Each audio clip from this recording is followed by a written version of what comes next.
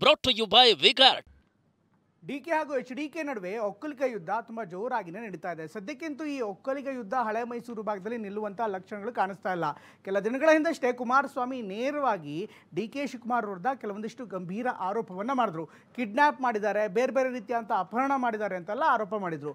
ಇವರು ಇದೇ ಮಾತಿಗೆ ಅಂದರೆ ಕುಮಾರಸ್ವಾಮಿ ಅವರ ಅದೇ ಮಾತಿಗೆ ಈಗ ದೇವೇಗೌಡರು ಕೂಡ ದನಿಗೂಡಿಸಿದ್ದಾರೆ. ಅತ್ತ ದೇವೇಗೌಡರ ಮಾತಿಗೆ DK ಶಿವಕುಮಾರ್ ಕೂಡ ಉತ್ತರ ಕೊಟ್ಟಿದ್ದು, ನಾನು ಇಂಥ ಚಿಲ್ಲರೆ ಮಾತಿಗೆಲ್ಲ ಉತ್ತರ ಕೊಡಲ್ಲ ಅಂತ ಹೇಳ್ತಿದ್ದಾರೆ.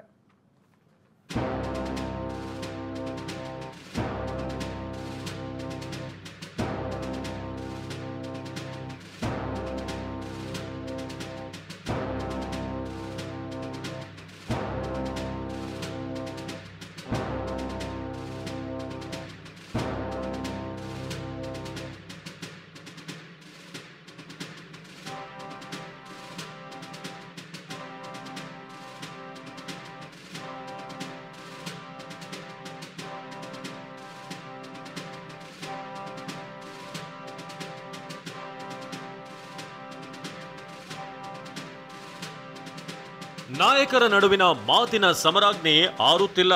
ಅಂತರಂಗದ ಆಕ್ರೋಶ ತಣ್ಣಗಾಗ್ತಿಲ್ಲ. ಹೆಜ್ಜೆ ಹೆಜ್ಜೆಗೂ ಏಟು, ಪ್ರತಿ ಮಾತಿಗೂ ತೆರುವೇಟು. ಮತ್ತೊಂದು ಕಡೆ ಮಗ್ಗಲು ಬದಲಿಸಿದ ಮಾತಿನ ಕಾಳಗ. ಅಬ್ಬಬ್ಬ, ಲೋಕಸಮರದ ಹೊಸ್ತಿಲಿನಲ್ಲಿ ಧಗಧಗ ಅಂತಿರೋ ಈ ಜಟಾಪಟಿಯ ಜ್ವಾಲೆ ಆರುವ ಲಕ್ಷಣಗಳೇ ಕಾಣ್ತಿಲ್ಲ. ಒಕ್ಕಲಿಗ ದಳ್ಳೂರಿಯಿಂದ ಸಿಡಿದ ಕಿಡಿ ಗ್ಯಾರಂಟಿ ಗುದ್ದಾಟದ ಬುಡಕ್ಕೆ ಬಂದು ಬಿದ್ದಿದ್ದೇ ತಡ. ವಾಗ್ಯುದ್ಧದ ಹಾದಿಯೇ ದಿಕ್ಕು ಬದಲಿಸಿದೆ. ಈ ನಡುವೆ ಒಕ್ಕಲಿಗ ಕಾರ್ಡ್ ಕದನ ನಿಂತೇ ಬಿಡ್ತು ಅನ್ಕೊಂಡ್ರೆ ಮತ್ತೆ ಸದ್ದು ಮಾಡಿದ್ದು ಮಾತಿನ ಮಲ್ಲ ಯುದ್ಧ.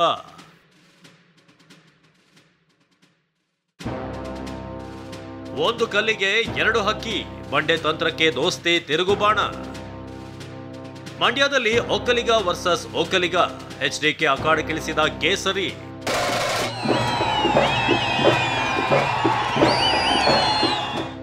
ಕಳೆದೊಂದು ವಾರದಿಂದ ಹಳೆ ಮೈಸೂರು ಯುದ್ಧದಲ್ಲಿ ಜಳಪಿತವಾಗಿದ್ದು ಒಕ್ಕಲಿಗ ಅನ್ನೋ ಪಾಶುಪತಾಸ್ತ್ರ. ಸಿಎಂ ಸಿದ್ದರಾಮಯ್ಯ ಹಾದಿಯಾಗಿ DCM DK ಶಿವಕುಮಾರ್ ಹೆಜ್ಜೆ ಹೆಜ್ಜೆಗೂ ಬಿಜೆಪಿ JDS ನಾಯಕರ ವಿರುದ್ಧ ಒಕ್ಕಲಿಗ ಕಾರ್ಡ್ ಪ್ಲೇ ಮಾಡಿದ್ದೇ ಮಾಡಿದ್ದು. ಆದ್ರೀಗ ಕಾಂಗ್ರೆಸ್ನ ಜೋಡೆತ್ತುಗಳಿಗೆ ಕೌಂಟರ್ ಕೊಡೋಕೆ ಇದೇ ದೋಸ್ತಿ ಮುಂದಾಗಿದ್ದಾರೆ. ಹಾಗಾದ್ರೆ ಈ ದೋಸ್ತಿಗಳ ಲೆಕ್ಕಾಚಾರ ಏನು ಅಂತ ನೋಡೋದಾದ್ರೆ, ಕಳೆದೊಂದು ವಾರದಿಂದ DCM DK ಶಿವಕುಮಾರ್ ಬಿಜೆಪಿ ಒಕ್ಕಲಿಗರಿಗೆ ಮೋಸ ಮಾಡಿದೆ ಅಂತ ಬಹಿರಂಗವಾಗಿ ಗುಡುಗುತ್ತಿದ್ದಾರೆ. ಕಾಂಗ್ರೆಸ್ ಪ್ರಚಾರ ಸಭೆಗಳಲ್ಲಿ ಇದನ್ನೇ ಒತ್ತಿ ಒತ್ತಿ ಹೇಳ್ತಿದ್ದಾರೆ. ಇದು ತಗೊಳ್ಳೋಣ, ಇದು ಇನ್ವರ್ಟರ್ AC. ನೀವು ಗ್ಯಾಮ್ಲರ್ ಅಲ್ವಾ? ಗ್ಯಾಮ್ಲರ್ ಜೂಜಾಡ್ತಿರಲ್ವಾ? ನೀವು ಜೂಜಾಡ್ತೀರಾ? ಇಲ್ಲ, ಯಾರು ಏನು ಹೇಳಿದ್ರು ಅಂತ ನೀನು ಎಷ್ಟು ಕಾಸ್ಟ್ಲಿ ಹಾಗೂ ಡೆಲಿಕೇಟ್ AC ತಗೊಂಡು ಸ್ಟೆಬಿಲೈಸರ್ ತಗೊಳ್ಳಿಲ್ಲ ಅಂದ್ರೆ ಇದು ಜೂಜಾಟ ತಾನೇ. ಒಂದೇ ಫ್ಲಕ್ಚುಯೇಷನ್ ಗೆ ನಿಮ್ಮ ಇನ್ವರ್ಟರ್ AC ಪಾರ್ಟ್ಸ್ ಡ್ಯಾಮೇಜ್ ಆಗಬಹುದು. ಅದನ್ನು ವಿಗಾರ್ಡ್ ಉಪಯೋಗಿಸಿ ಸುರಕ್ಷಿತವಾಗಿರಿಸಿ. VGuard, India's number 1 stabiliser. ಇಷ್ಟೇ ಅಲ್ಲದೆ ಒಕ್ಕಲಿಗ ಕಾರ್ಡ್ ಪ್ಲೇ ಮೂಲಕ ಸಿಎಂ ಸ್ಥಾನದ ಮೇಲೂ ಒಂದು ರೀತಿ ಕಣ್ಣಿಟ್ಟಿದ್ದಾರೆ. ಒಕ್ಕಲಿಗರು ಕಾಂಗ್ರೆಸ್ಗೆ ಮತ ಹಾಕಿದ್ರೆ ಸಿಎಂ ಆಗಲು ಅನುಕೂಲ ಅಂತ ಮೊನ್ನೆಯಷ್ಟೇ ಹೇಳಿದ್ರು. ಹೀಗಾಗಿಯೇ DK ತಂತ್ರಕ್ಕೆ ಪ್ರತಿತಂತ್ರ ಹೆಣೆಯಲು ದೋಸ್ತಿಗಳು ಮುಂದಾಗಿದ್ದಾರೆ. ಕಾಂಗ್ರೆಸ್ ಒಕ್ಕಲಿಗ ಅಸ್ತ್ರಕ್ಕೆ ಪ್ರತ್ಯಾಸ್ತ್ರವಾಗಿ ಮಾಜಿ ಸಿಎಂ ಕುಮಾರಸ್ವಾಮಿಯನ್ನ ಬಿಜೆಪಿ ಫೀಲ್ಡ್ಗೆ ಇಳಿಸಿದೆ. ಒಕ್ಕಲಿಗ ಮತದಾರರಿರುವ ಕಡೆ ಕುಮಾರಸ್ವಾಮಿ ಮತಬೇಟೆಗೆ ಮುಂದಾಗಿದ್ದು, ಮುಂದಿನ ಒಂದೆರಡು ದಿನಗಳಲ್ಲಿ JDS ಕಾರ್ಯಕರ್ತರು ಕೂಡ ಸಭೆ ನಡೆಸೋಕೆ ಚಿಂತನೆ ನಡೆಸಿದ್ದಾರೆ. ಇನ್ನು ಮೈಸೂರಿನಲ್ಲಿ ಪ್ರಚಾರಕ್ಕೆ HDK ಬಳಸಿಕೊಂಡ್ರೆ ಅನುಕೂಲ.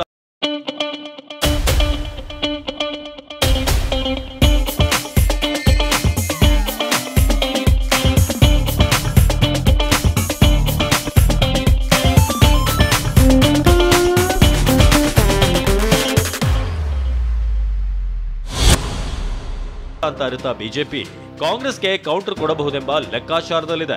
ಇದರ ಭಾಗವಾಗಿ ಬಿಜೆಪಿ ಅಭ್ಯರ್ಥಿ ಯದುವೀರ್ ಒಡೆಯರ್ ಪರ ಕುಮಾರಸ್ವಾಮಿಯನ್ನ ಮತಯಾಚನೆಗೆ ಇಳಿಸಲಾಗಿದೆ.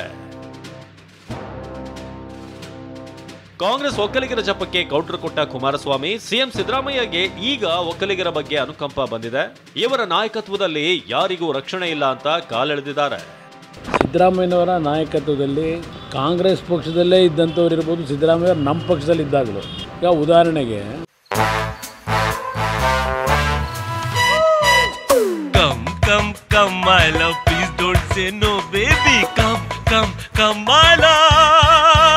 ವಿಗಾರ್ಡ್ ನ air coolers extra large cooling pad ನೊಂದಿಗೆ ಇದು ಎಂತೆಂಥವರನ್ನು ಕೂಲ್ ಆಗಿಸುತ್ತೆ.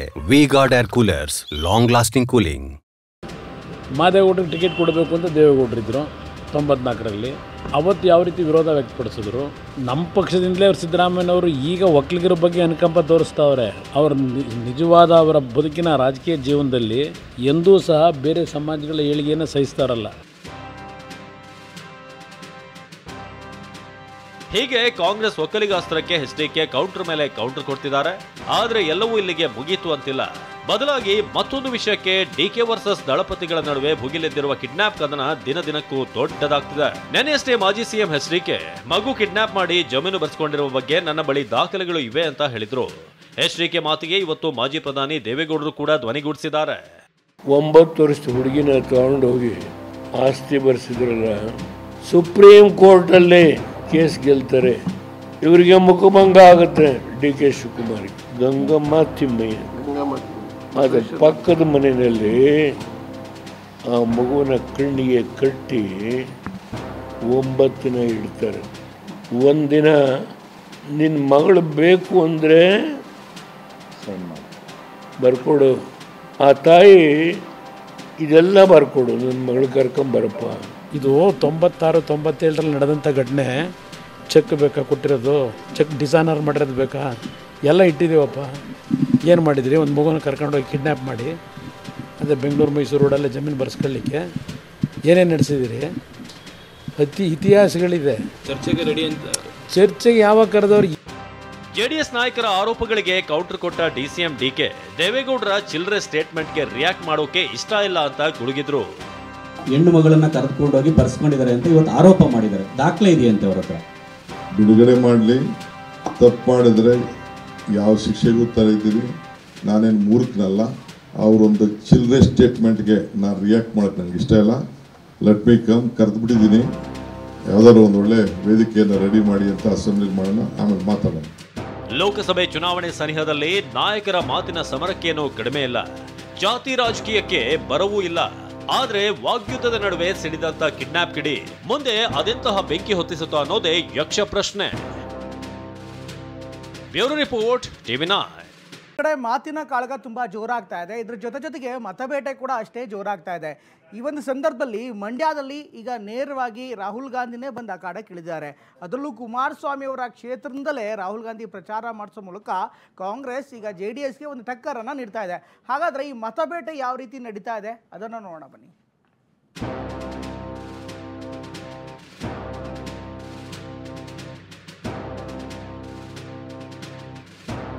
बीजेपी जो कॉन्स्टिट्यूशन को खत्म करना चाहते हैं कि यहां पे एक बीजेपी है और दूसरी उनकी बी टीम है. सिर्फ बी टीम नहीं है, उनके पार्टनर है. ಚನ್ನಪಟ್ಟಣದಿಂದ ಶಾಸಕರು ಅಲ್ಲಿ ಸೋಲ್ತೀವಿ ಅಂತಕ್ಕಂಥ ಭಯದಿಂದ ಮಂಡ್ಯಕ್ಕೆ ಬಂದಿದ್ದಾರೆ. ಕುಮಾರಸ್ವಾಮಿ ಅವರನ್ನ ಮಂಡ್ಯ ಲೋಕಸಭಾ ಕ್ಷೇತ್ರದಲ್ಲೂ ಕೂಡ ಸೋಲಿಸಿ ವಿರೋಧ ಪಾರ್ಟಿ ಕ್ಯಾಂಡಿಡೇಟು ನಿಮ್ಮ ಕಷ್ಟಕ್ಕೂ ಆಗ್ಲಿಲ್ಲ, ನಿಮ್ಮ ಸುಖಕ್ಕೂ ಆಗ್ಲಿಲ್ಲ, ಒಂದು ಸಣ್ಣ ಸಾಕ್ಷಿ ಗುಡ್ಡೆಯನ್ನ ಈ ಮಂಡ್ಯ ಕೊಡ್ಲಿಲ್ಲ. ಕುಮಾರಸ್ವಾಮಿ ಸೋಲಿಸ್ಲಿಕ್ಕೆ ರಾಹುಲ್ ಗಾಂಧಿ ಕರ್ಕೊಂಬಂದವ್ರೆ. ಇಲ್ಲಿ ನಾಯಕರುಗಳ ಕೈಲಿ ಆಗೋದಿಲ್ಲ ಅಂತ ಹೇಳಿ ಅಖಾಡ ರಂಗೇರಿದೆ. ಕದನ ಕಣ ರಣ ಅಂತಿದೆ. ಒಬ್ಬರಿಗೆ ಗೆದ್ದೆ ಗೆಲ್ಲುವ ತವಕ, ಮತ್ತೊಬ್ಬರಿಗೆ ಕ್ಷೇತ್ರ ಬಿಟ್ಟು ಕೊಡಬಾರದೆಂಬ ಜಿದ್ದು. ಲೋಕಸಭೆ ಚುನಾವಣೆಗೆ ದಿನಗಣನೆ ಶುರುವಾಗ್ತಿರುವ ಹೊತ್ತಲ್ಲಿ ರಾಜ್ಯದಲ್ಲಿ ಮಂಡ್ಯ ಮಲ್ಲಯುದ್ಧ ಮತ್ತೊಮ್ಮೆ ದಿಟ್ಟಿಸಿ ನೋಡುವಂತೆ ಮಾಡಿದೆ. ಕಳೆದ ಬಾರಿಗಿಂತಲೂ ಈಗ ಮಗದಷ್ಟು ಹೈ ವೋಲ್ಟೇಜ್ ಕ್ಷೇತ್ರವಾಗಿದೆ. ಯಾಕಂದ್ರೆ ಮಂಡ್ಯದಲ್ಲಿ ಖುದ್ದು ಕುಮಾರಸ್ವಾಮಿ ಅಗ್ನಿ ಪರೀಕ್ಷೆಗೆ ಇಳಿದಿದ್ದು, ದಳಪತಿಗಳ ಬೆನ್ನಿಗೆ ಕಮಲಾಧಿಪತಿಗಳು ನಿಂತಿದ್ದಾರೆ. ಅತ್ತ ಕಾಂಗ್ರೆಸ್ ಏಕಾಂಗಿಯಾಗಿ ಅಖಾಡದಲ್ಲಿ ಅಬ್ಬರಿಸೋಕೆ ರಾಹುಲ್ ಗಾಂಧಿ ಅಸ್ತ್ರ ಹೂಡಿದೆ.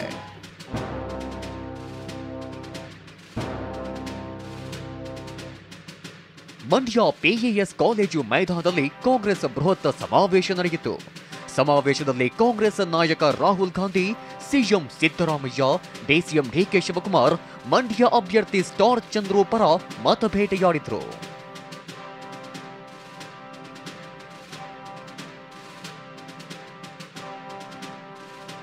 ಬಿಜೆಪಿ JDS ದೋಸ್ತಿಗೆ ಲೇವಡಿ ಮಾಡಿದ ರಾಹುಲ್ ಗಾಂಧಿ JDS ಬಿಜೆಪಿಯ ಬಿ ಟೀಮ್ ಆಗಿತ್ತು, ಆದ್ರೀಗ ಪಾರ್ಟ್ನರ್ ಆಗಿದ್ದಾರೆ ಅಂತ ಕುಟುಕಿದ್ರು. चुनाव में मैंने आपसे कहा था कि यहाँ पे एक बीजेपी है और दूसरी उनकी बी टीम है, और आज ये बात सबके सामने आ गई है. सिर्फ बी टीम नहीं है, उनके पार्टनर है. एक दूसरे की वो 24 घंटा मदद करते हैं. ಕುಮಾರಸ್ವಾಮಿ ವಿರುದ್ಧ ಗುರುಗಿದ ಸಿಎಂ ಸಿದ್ದರಾಮಯ್ಯ. ಕುಮಾರಸ್ವಾಮಿ ಚನ್ನಪಟ್ಟಣದಲ್ಲಿ ಸೋಲ್ತೇವೆ ಎಂಬ ಭಯದಿಂದ ಇಲ್ಲಿಗೆ ಬಂದಿದ್ದಾರೆ. ಅವರನ್ನ ಇಲ್ಲಿಯೂ ಸೋಲಿಸಿ ಅಂತ ಗುಡುಗಿದ್ರು. ಈ ಬಾರಿ ಕುಮಾರಸ್ವಾಮಿ ಅವರು ಚನ್ನಪಟ್ಟಣದಿಂದ ಶಾಸಕರು, ಅವರು ಅಲ್ಲೇ ಗ್ರಾಮೀಣ ಲೋಕಸಭಾ ಕ್ಷೇತ್ರದಿಂದ ನಿಲ್ಬೋದಾಗಿತ್ತು. ಆದರೆ ಅಲ್ಲಿ ನಿಲ್ಲಿಕ್ಕಾಗದೇನೆ ಅಲ್ಲಿ ಸೋಲ್ತೀವಿ ಅಂತಕ್ಕಂಥ ಭಯದಿಂದ ಮಂಡ್ಯಕ್ಕೆ ಬಂದಿದ್ದಾರೆ. ಇಲ್ಲಿ NDA ಅಭ್ಯರ್ಥಿಯಾಗಿ ಸ್ಪರ್ಧೆ ಮಾಡಿದ್ದಾರೆ. ನಾನು ನಿಮ್ಮಲ್ಲಿ ಅತ್ಯಂತ ಕಳಕಳಿಯಿಂದ ಪ್ರಾರ್ಥನೆ ಮಾಡ್ತಕ್ಕಂಥದ್ದು, ಕುಮಾರಸ್ವಾಮಿ ಅವರನ್ನ ಮಂಡ್ಯ ಲೋಕಸಭಾ ಕ್ಷೇತ್ರದಲ್ಲೂ ಕೂಡ ಸೋಲಿಸಿ ಅವರನ್ನು ಮನೆಗೆ ಕಳಿಸ್ತಕ್ಕಂಥ ಕೆಲಸವನ್ನ ನೀವು ಮಾಡಬೇಕು ಅಂತೇಳಿ ನಿಮ್ಮಲ್ಲಿ ಅತ್ಯಂತ ವಿನಯಪೂರ್ವಕವಾಗಿ ನಾನು ಮಾಡಲಿಕ್ಕೆ ಬಯಸ್ತಾ ಇದ್ದೇನೆ. DCM DK ಶಿವಕುಮಾರ್ ಕೂಡ ಕುಮಾರಸ್ವಾಮಿ ವಿರುದ್ಧ ಹರಿಹಾಯ್ತು. ವಿರೋಧ ಪಾರ್ಟಿ ಕ್ಯಾಂಡಿಡೇಟು ನಿಮ್ಮ ಕಷ್ಟಕ್ಕೂ ಆಗ್ಲಿಲ್ಲ, ನಿಮ್ಮ ಸುಖಕ್ಕೂ ಆಗ್ಲಿಲ್ಲ, ಒಂದು ಸಣ್ಣ ಸಾಕ್ಷಿ ಗುಡ್ಡೆಯನ್ನ ಈ ಮಂಡ್ಯ ಕೊಡ್ಲಿಲ್ಲ. ಅವರ ತಂದೆ ಕಾಂಗ್ರೆಸ್ ಪಕ್ಷದಿಂದ ಪ್ರಧಾನಮಂತ್ರಿ ಆದ್ರು, ರಾಜ್ಯದ ಮುಖ್ಯಮಂತ್ರಿ ಆದ್ರೂ ಕೂಡ ಇಲ್ಲಿ ಸಾಕ್ಷಿ ಗುಡ್ಡೆ ಬಿಡಕ್ ಆಗ್ಲಿಲ್ಲ. ಸೊ ಅವ್ರ ಬಗ್ಗೆ ಮಾತಾಡಿ ಟೈಮ್ ವೇಸ್ಟ್ ಮಾಡ್ತಲೇ ಅರ್ಥ ಇಲ್ಲ. ಮಂಡ್ಯದಲ್ಲಿನ ಸಮಾವೇಶದ ಬಳಿಕ ಕಾಂಗ್ರೆಸ್ ಪಡೆ ಕೋಲಾರದಲ್ಲೂ ಅಬ್ಬರದ ಮತಬೇಟೆಗಿಳಿಯಿತು. ಕಾಂಗ್ರೆಸ್ ಅಭ್ಯರ್ಥಿ KV ಗೌತಮ್ ಪರ ರಾಹುಲ್ ಗಾಂಧಿ, ಮಲ್ಲಿಕಾರ್ಜುನ ಖರ್ಗೆ, CM DCM ಮತಯಾಚನೆ ಮಾಡಿದ್ರು. ಇಲ್ಲೂ ಕೂಡ ರಾಹುಲ್ ಗಾಂಧಿ ಕೇಂದ್ರ ಸರ್ಕಾರದ ವಿರುದ್ಧ ವಾಗ್ದಾಳಿ ನಡೆಸಿದ್ರು.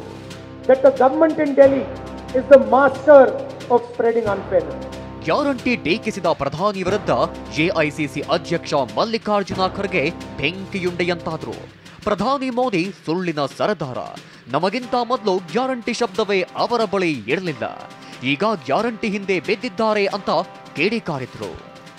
ಮೋದಿ ಇವತ್ತು ಗಲ್ಲಿಯಿಂದ ದಿಲ್ಲಿವರೆಗೆ ಈ ಗ್ಯಾರಂಟಿಗಳು ಹಿಡ್ಕೊಂಡಿದ್ದಾನೆ. ಈ ದಿವಸ ಯಾಕೆ ಹೇಳಲಿಲ್ಲ? ಅದಕ್ಕಾಗಿ ಮೋದಿ ಸುಳ್ಳಿನ ಸರ್ದಾರ. ನಾ ಯಾವಾಗ್ಲೂ ಹೇಳ್ತೀನಿ, ಸುಳ್ಳಿನ ಸರ್ದಾರ. ದಳಪತಿಗಳಿಗೆ ಟಕ್ಕರ್ ಕೊಡೋಕೆ ಕಾಂಗ್ರೆಸ್ 2 ಕ್ಷೇತ್ರಗಳನ್ನ ಟಾರ್ಗೆಟ್ ಮಾಡಿದೆ.